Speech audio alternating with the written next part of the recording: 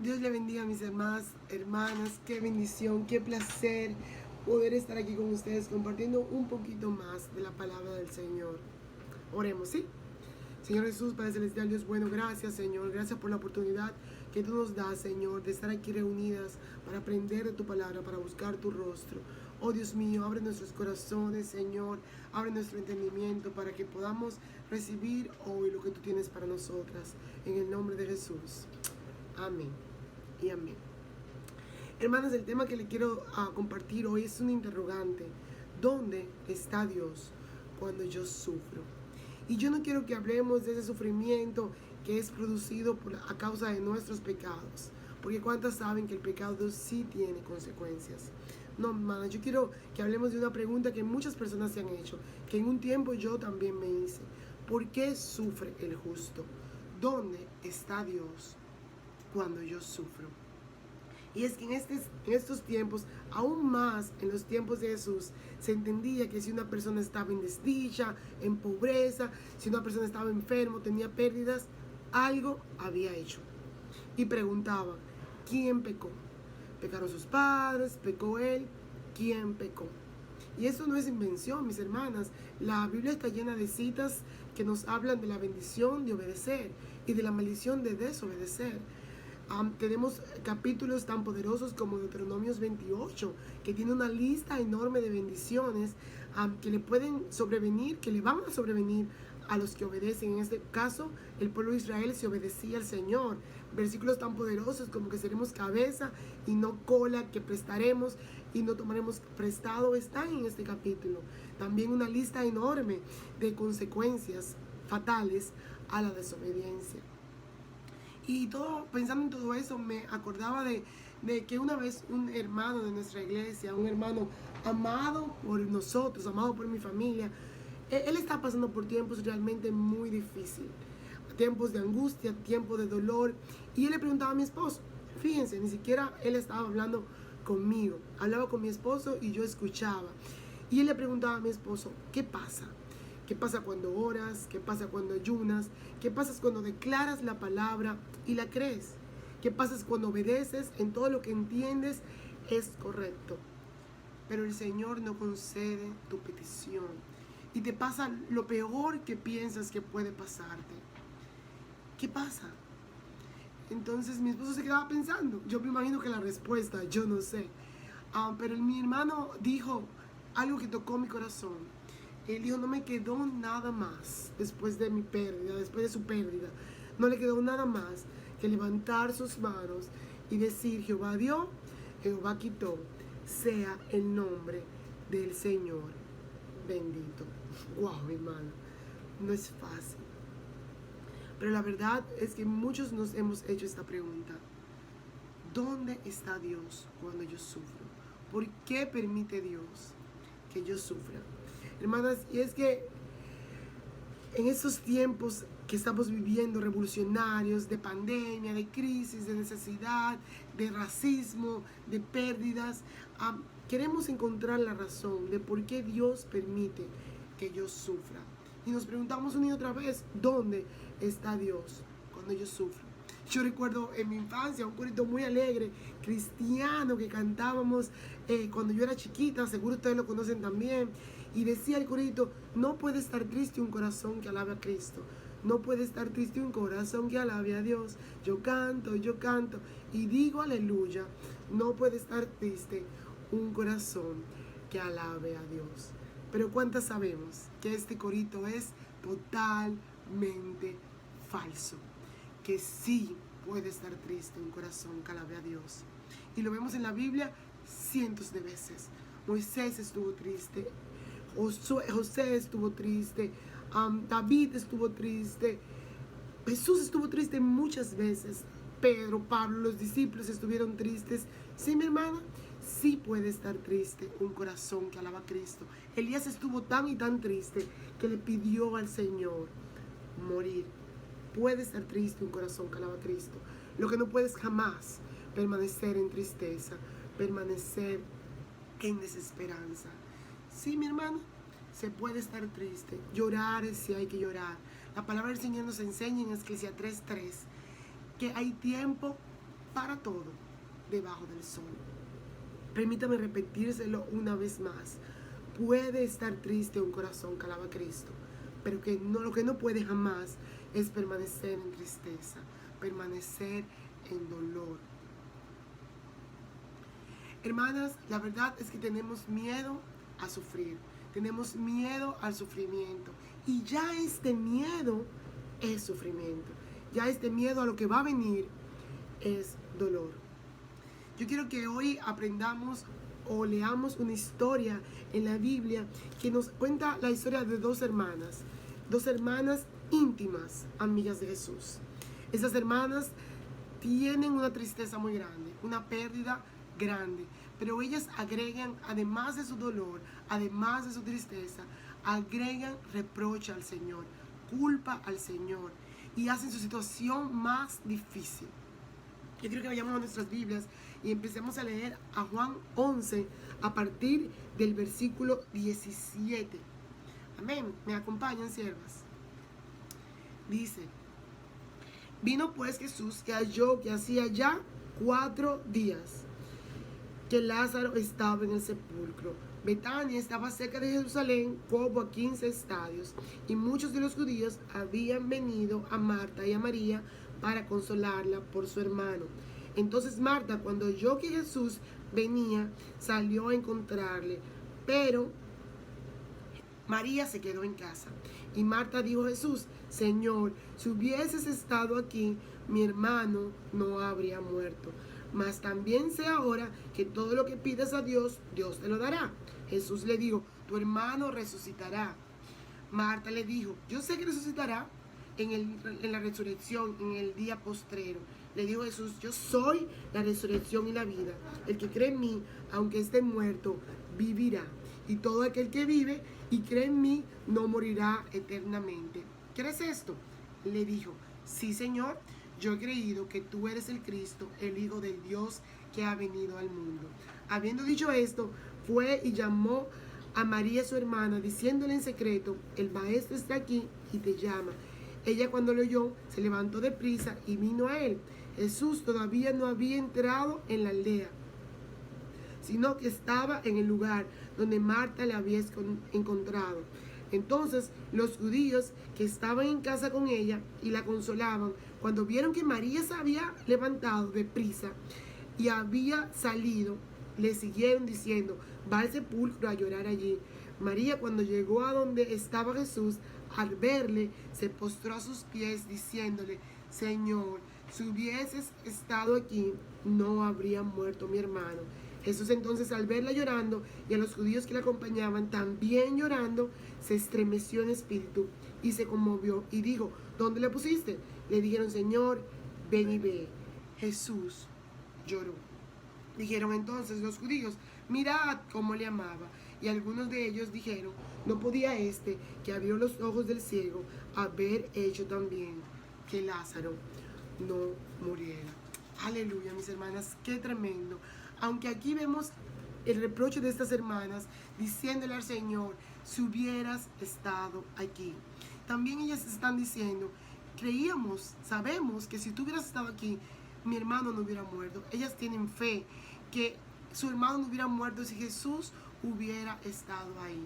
Pero también agregan a esto el reproche: si tú hubieras estado, Lázaro no hubiera muerto, pero llegaste ahora, ya Lázaro está muerto.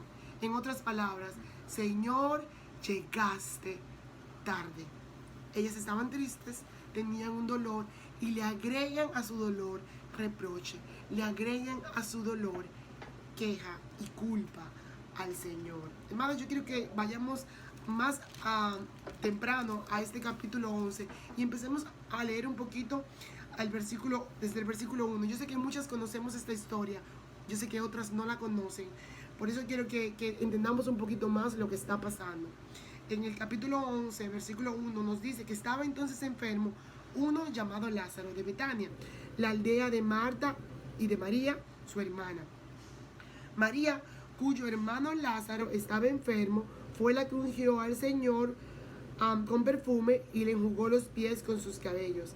Enviaron pues las hermanas para decir a Jesús: Señor, he aquí que el que amas está enfermo. Oyendo Jesús, dijo: esta enfermedad no es para muerte, sino para la gloria de Dios, para que el Hijo de Dios sea glorificado por ella. Y amaba Jesús a Marta y a su hermana y a Lázaro.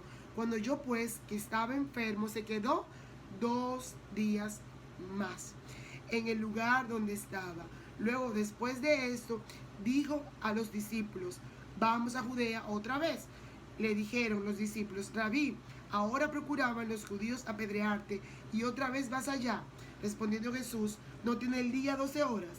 El que anda de día no tropieza, porque ve la luz del mundo, pero el que anda de noche tropieza, porque no hay luz en él. Dicho esto, le dijo después: nuestro amigo Lázaro duerme, mas voy para despertarle. Dijeron entonces los discípulos: Señor, si duerme, sanará.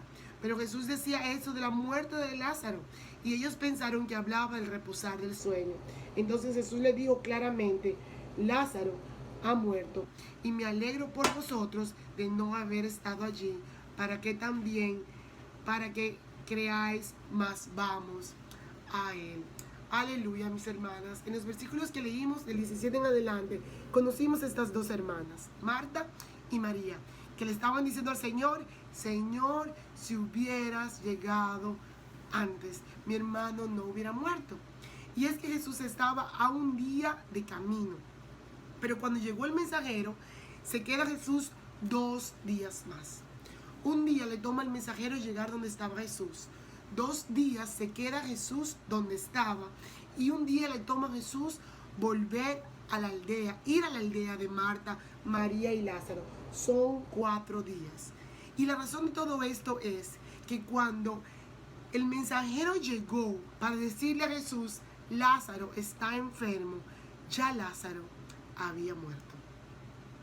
Por eso cuando Jesús va, ya Lázaro tiene 4 días en el sepulcro. Cuando el mensajero llegó a decirle a Jesús: Lázaro está enfermo, Lázaro ya estaba muerto. El mensajero no lo sabía. Y Jesús se queda 2 días más. Entonces le dice a los discípulos: vamos a donde Lázaro a despertarlos. Ellos no entienden nada, porque Jesús usa el verbo duerme. Pero Jesús le aclara: no, Lázaro está muerto.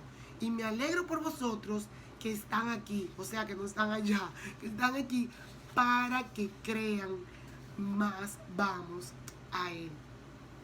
En los versículos de Juan 32 al 35 nos dice que Jesús entonces al verla, después que llegó, Jesús al verla llorando, y los judíos que la acompañaban también llorando, se estremeció en espíritu, se conmovió y dijo: ¿dónde le pusiste? Le dijeron: Señor, ven y ve. Jesús lloró. Dijeron entonces los judíos: mirad cómo le amaba. Y algunos de ellos dijeron: no podía este, que abrió los ojos del ciego, haber hecho también que Lázaro no muriera. Mis hermanas, estas mujeres tienen gran dolor, y a ese dolor además le agregaron reproche. Culpan al Señor, cuando la verdad es que aunque Jesús volara, cuando el mensajero llegó, ya Lázaro estaba muerto. Aunque Jesús volara, ya Lázaro había muerto. Pero quiero que aclaremos que en el original, cuando se habla del llanto de María, de Marta y de los judíos, se usa un verbo en griego que se traduce klaio. ¿Se puede ver ahí? Klaio. Klaio significa llanto, un llanto sin consuelo, un llanto sin esperanza. ¿Le ha pasado a usted eso? Que ha llorado klaio, que ha llorado sin esperanza, sin consuelo, que hasta le falta el aire cuando usted está llorando. ¿Le ha pasado? A mí me ha pasado. Eso es klaio, eso es un llanto sin consuelo, eso es un llanto sin esperanza. Así lloraron ellas por la muerte de Lázaro. Pero en los versos 34 en adelante nos dice que el Señor le pregunta: ¿dónde está? Y al verlos a ellos llorando klaio, llorando sin consuelo, llorando sin esperanza, a Jesús se conmueve, se le aguaron los ojos. En la palabra original es edacrucen. Edacrucen no es un lloro sin consuelo. Edacrucen se traduce como ojo mojado. En mi país le dice, como le dije ahora mismo, se le aguaron los ojos. ¿Le ha pasado a usted también que ve a alguien llorando klaio, llorando sin esperanza, con un dolor inmenso, y usted tal vez ni conoce bien el problema, pero usted lo ve y se conmueve, le da una pena y se le aguan sus ojos, hasta le sale una lagrimita. Y no es por el dolor que tiene, sino por verlo a él en sufrimiento. Eso fue lo que le pasó a Jesús. En el verso famoso del 35 dice, Jesús lloró. Este verbo es edacrucen. Se le aguaron los ojos. El Señor se conmovió, le dio tristeza, le dio dolor ver a sus amigos sufriendo. Aleluya, mis hermanos. Es un lloro sin esperanza. Claro, es un lloro sin esperanza, pero Jesús llora edacrucen. Y es esa lágrima que brota del corazón de Jesús al ver a sus amigos que están sufriendo. Se conmueven profundamente. Él se conmueve profundamente y se le aguan los ojos. Edacrucen. Hermanas, antes de proseguir, si hay algo que yo quiero que usted se lleve esta noche, si hay algo que yo quiero que le quede del recuerdo de esta palabra, es que Cristo no es indiferente a nuestro dolor. El Señor no es indiferente a nuestras tristezas. El Señor se compadece de nosotros. Hermanas, si hay alguien que quiere su bien, si hay alguien que quiere que usted prospere, que esté en paz, ese es Jesús. El Señor no le gusta verla sufrir. Él quiere que usted sea feliz. Amén. Jesús no lloró por Lázaro. Jesús no llora por un cuerpo muerto que sabe que en breves momentos va a resucitar. Jesús se le aguaron los ojos, tiró su lagrimita al ver el dolor de sus amigos por la muerte de Lázaro. Hermanos, déjenme abrir un paréntesis en esta historia. Déjenme abrir este paréntesis. Oh, mi hermana, que seamos como Jesús, que no seamos indiferentes al dolor, a la tristeza de los demás, que apliquemos lo que dice el Señor en el Sermón del Monte cuando hablaba de lo bienaventurado que son los misericordiosos, porque ellos alcanzarán misericordia. ¿Y qué es la palabra misericordia? Esta palabra viene del griego y viene del latín. Viene del griego que significa miser y de cordis, miseria y corazón. Por lo tanto, es pasar las miserias, el dolor del otro por mi corazón. Es sentir en mi carne lo que siente el otro.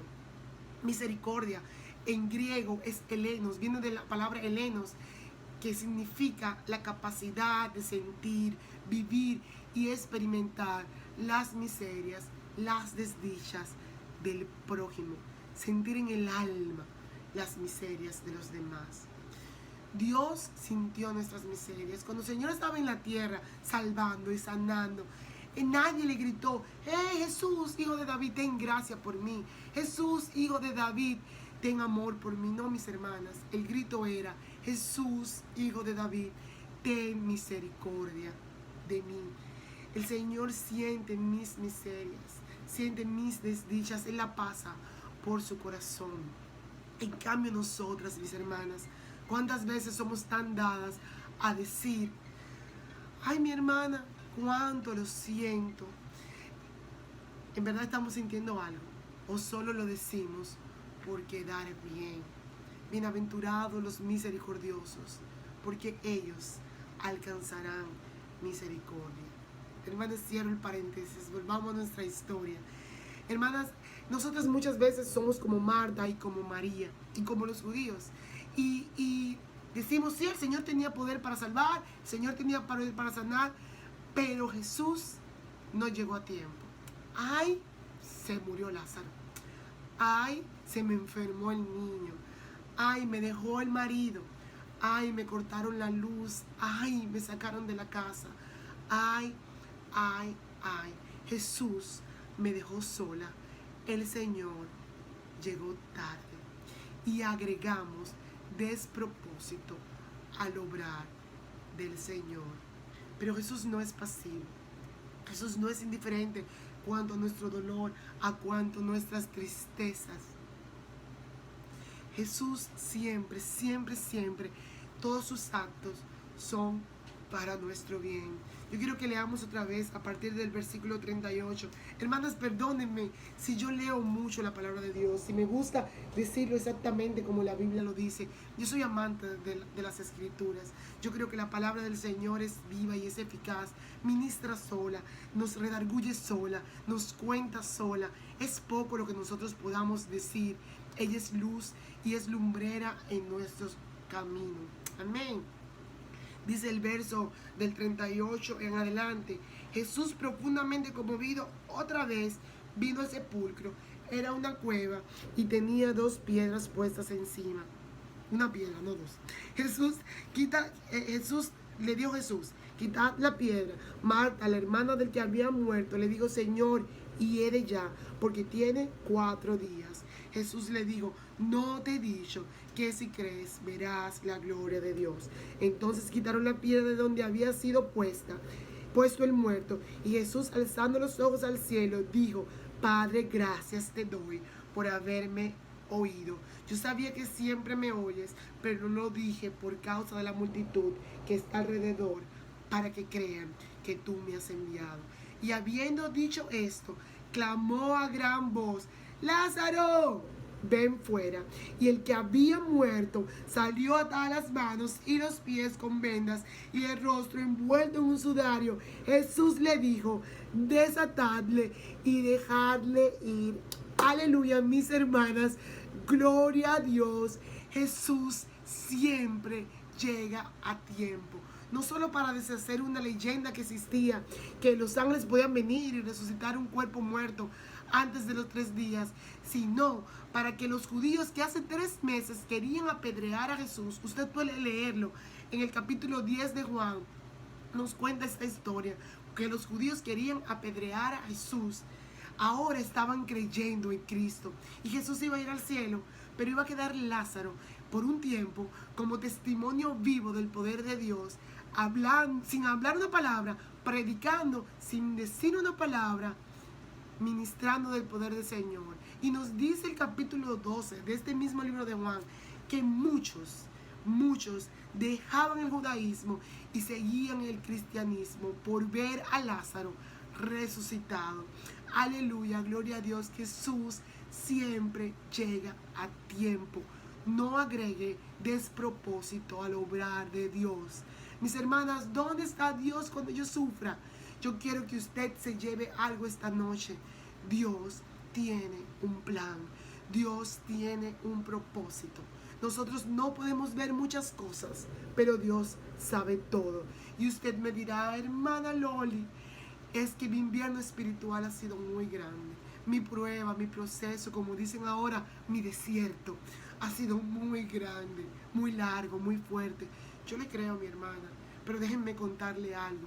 Si hay alguien que quiere su bien, si hay alguien que está interesado en su felicidad, ese es Cristo. Dios no quiere que usted sufra porque quiere verla miserable, porque queremos que usted le enseñe algo. Usted no tiene nada que enseñarle al Señor, el Señor lo sabe todo. Pero si el Señor está permitiendo que usted pase por una prueba, por un dolor, por una preocupación, por una tristeza, el Señor quiere enseñarle algo. Trate de aprenderlo, porque si usted no lo aprende, el Señor va a seguir aleccionándola. Hermanas, muchas veces no siempre es para leccionarnos a nosotros que Dios permite los procesos. A veces el Señor permite nuestras pruebas, nuestros dolores, para que usted sirva de luz para otros, para que otros puedan ver a Cristo en usted. Y cuando usted pase por ese problema, usted pueda decir con toda propiedad, mi hermana, usted se va a levantar porque yo pasé por esto y aquello, y el Señor me restauró. Todo eso, si usted no agrega despropósito al obrar de Dios. Hermanas, nadie quiere sufrir. Pablo no quería sufrir. Jesús no solamente no quería sufrir, sino que se lo demandó al Padre 3 veces. Señor, le dijo, si hay otro medio de salvación, úsalo. Pedro negó al Señor 3 veces porque él no quería sufrir. Yo no quiero sufrir. Yo me imagino que usted tampoco quiere sufrir. Hermanos, cuando yo esté en el cielo, algún día yo me quiero juntar con mi hermano Santiago y preguntarle a mi hermano Santiago qué estaba pensando cuando él escribió en Santiago 1:2, hermanos míos, tened por sumo gozo cuando os halléis en diversas pruebas. ¿Qué estaba pensando Santiago al escribir esto? Porque la verdad es que nadie se levantó esta mañana pidiéndole al Señor, Señor Jesús, dame 2 pruebas grandes, 2 problemas que me duelan, para que mi carácter sea formado y yo pueda reflejar tu rostro. Yo no sé usted, mi hermana, pero mi oración fue, Dios mío, ten misericordia de mí, líbrame de todo mal, no permitas que yo sufra. Jesús mismo no quería sufrir. Le pidió al Señor, pasa de mí esta copa. No queremos sufrir, pero a veces, mi hermana, es necesario. Quien nunca tiene hambre está enfermo, porque el hombre necesita alimento. El hambre es solamente el indicador de lo que el hombre necesita. El hombre debe tener hambre. Pero usted me dice, hermana, ¿y entonces cuál es el resultado? ¿Para qué son todas estas cosas? Hermanas, hay muchos resultados del sufrimiento. Si no le agregamos despropósito al obrar de Dios, si no nos amargamos, si vemos a Dios en nuestro proceso, hay 4 puntos que yo quiero tocar. Hay muchos más, pero solo le voy a tocar 4. Escríbalo si puede, porque yo sé que va a ser de bendición para usted. El primero es, nos obliga a buscar a Dios. Hermanas, número 1, nos obliga a buscar a Dios. Mi hermana Cintia lo mencionaba la semana pasada, cuando ella estuvo pasando por su tormenta, por su dolor, ella buscó más a Dios. Ella oró más a Dios que nunca. El número 1 es que nos obliga a nuestro sufrimiento a buscar más a Dios. El número 2, nos enfrenta con nuestras limitaciones y con el poder infinito y sobrenatural de nuestro Dios. Se lo voy a repetir. Nos enfrenta con nuestras limitaciones y con el poder infinito y sobrenatural de Dios. Número 3, es quizás la única manera en la que vamos a conocer al Señor en profundidad. Job 42:5 nos dice que Job amaba a Dios y que era recto en todos sus caminos, pero después del dolor, Job pudo ver a Dios. Número 4, mis hermanas.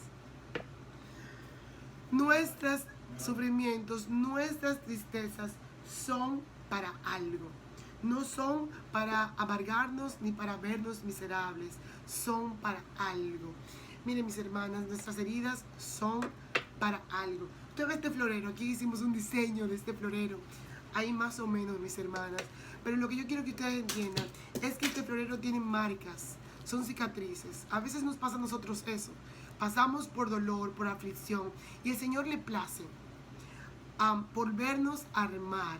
Pero le place también dejar nuestras marcas, dejar nuestras heridas. Él puede hacer lo que Él quiera porque Él puede hacer todo. Puede dejarnos como nueva. Pero muchas veces Él opta por dejar nuestras heridas. ¿Y usted sabe para qué, mis hermanas? Para que cuando la luz de Cristo venga y entre en nosotros y nos alumbre, nuestras heridas puedan reflejar la luz de Cristo. Usted puede ver cómo los agujeros pueden transmitir luz.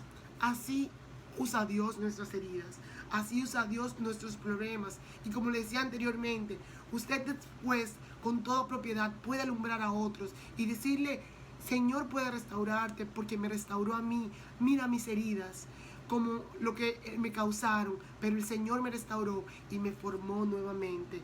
No son heridas normales, no son cicatrices para que vean cuánto usted sufrió, son marcas de guerra. Hermanas, si no agregamos despropósito al obrar de Dios. Amada sierva, el sufrimiento no estaba en los planes de Dios. En el paraíso de Génesis, el dolor, la enfermedad y la muerte no tenían cabida. Y en la Nueva Jerusalén de Apocalipsis, el dolor y la enfermedad no tienen espacio. No hay nada de eso allá, ni en el principio ni en el final. Dios siempre ha querido nuestra paz. Y déjeme concluir repitiéndole una vez más algo. Si hay alguien que quiere tu paz, que quiere tu bien, tu felicidad, ese es Dios. Si estás pasando por enfermedad, por dolor, es la excusa perfecta para buscar a Dios más que nunca. Amar a Dios más que nunca. Es el tiempo perfecto para practicar las bienaventuranzas de Mateo 5, que no es nada más que el carácter de un cristiano. Hermana, imagínate si solamente buscas a Dios cuando lo necesitas, cuando tienes un problema grande, porque entiendes que si el problema es chiquito tú puedes resolverlo tú misma, pero imagínate que solamente busques a Dios cuando tengas un problema muy grande. ¿Sabes qué va a pasar, mi hermana? Que no vas a salir de una, porque el Señor está buscando hoy más que nunca intimidad, una relación verdadera con Él. Nosotros hemos oído que la salvación es individual, y lo es. Pero también, mis hermanas, la relación, la intimidad con Dios es individual. Es hermoso estar en la iglesia con los hermanos. ¿Usted se goza en la iglesia? Yo también. Nos gozamos en el Zoom. Yo también me gozo. En los retiros salimos instruidos. Pero déjenme contarle algo. La única manera de que un cristiano verdadero se forma es a través de la intimidad. Usted y Dios. En la iglesia recibimos herramientas, pero solamente en la intimidad usted va a ser un verdadero cristiano. Hermanas, cuando el Señor la saque, porque la va a sacar del lago, de valle, de sombra y de muerte, no se aparte más de Él. Sea luz para los que como usted después van a pasar por ese mismo valle de sombra y de muerte. Hermanas, sí puede estar triste un corazón que alaba a Cristo. Llorar, si hay que llorar, está bien, no se me sienta mal si usted se siente triste de vez en cuando. Pero recuerde esto, el plan de Dios desde el principio es nuestro bien. Él quiere que seamos felices. ¿Dónde está Dios cuando yo sufro? El Señor está sentado en su trono, no se inmuta, no se mueve, con todo lo que te ama, con todo lo que me ama. Está viendo tu problema y Él está tranquilo. ¿Usted sabe por qué? Porque Dios tiene un propósito. El Señor tiene un plan mayor que usted, mayor que yo. La fe muchas veces no es creer que lo que usted pida, el Señor se lo va a conceder. Para mí, la fe más grande que existe es entender que todo lo que Dios haga, siempre, siempre será para nuestro bien. Y todo lo que Él haga está bien. Esa es la mayor fe. Hermanas, el Señor nos dice en su palabra que a los que aman a Dios todas las cosas le ayudan a bien. Y la palabra nos dice en Romanos 8:28, y sabemos que a los que aman a Dios todas las cosas le ayudan a bien. Esto es, a los que conforme a su propósito son llamados. Sierva amada, descanse en Dios. Dios tiene un plan mayor que usted y que yo. Dios me les bendiga, Dios me les guarde. Las amo mucho.